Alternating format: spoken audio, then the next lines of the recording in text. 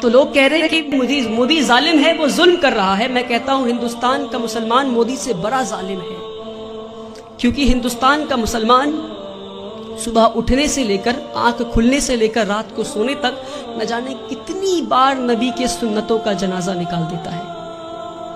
ہمارے نبی اپنے صحاباؤں کے ساتھ ایک بار گزر رہے تھے راستے سے. راستے میں انہیں ایک پتھر دکھا. نبی وہ پتھر کو پکڑتے ہیں اور راستے کے کنارے میں پھینک دیتے ہیں اور کہتے ہیں اپنے صحاباؤں سے کہ اگر تمہیں راستے میں کوئی رکاوٹ دکھے تو تم اسے ہٹا دو، تاکہ تمہارے بعد جو آئے اسے پریشانی نہ ہو. تو صحاباؤں نے اس بات پہ اتنا عمل کیا کہ کئی سالوں کے بعد ایک یہودی کا گروپ اس راستے سے گزر رہا تھا، اسی راستے سے، اور راستے میں ایک پتھر گرا ہوا دیکھتا ہے تو پتھر کو دیکھ کر بولتا ہے کہ شاید اس راستے سے مسلمان نہیں گزرا. میرے بھائیوں، وہ تھا ان کا ایمان.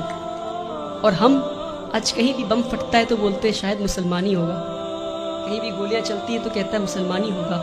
یہ نہیں کہہ رہا ہوں کہ مسلمان ہوگا.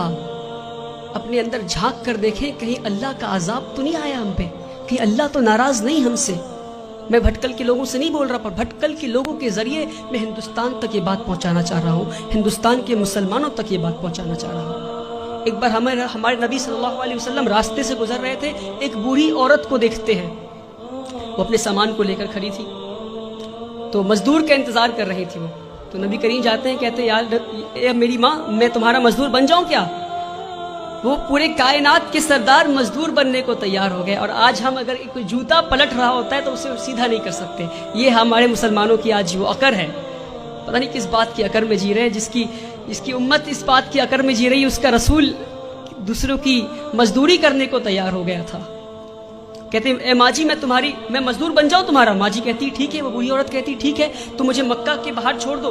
نبی کریم اس بوڑھی عورت کو مکہ کے باہر چھوڑنے جاتے ہیں. راستے میں بوڑھی عورت کہتی کوئی محمد آیا ہے، کوئی جادوگر ہے، اور گالیاں دینے لگتی محمد صلی اللہ علیہ وسلم کو.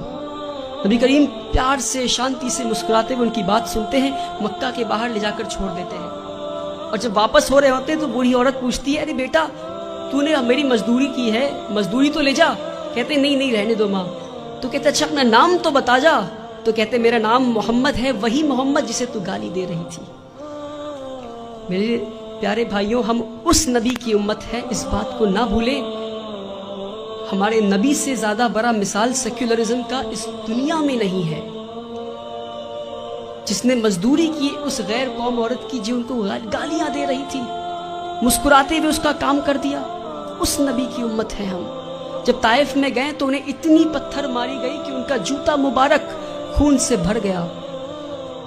تو جبریل امین نیچے آتے ہیں اور کہتے ہیں کہ اے نبی آپ کہیے تو ہم طائف ایک ویلی میں تھا، تو 2 پہاڑ کے بیچ میں طائف والے لوگوں کو ہم کچل دیں گے.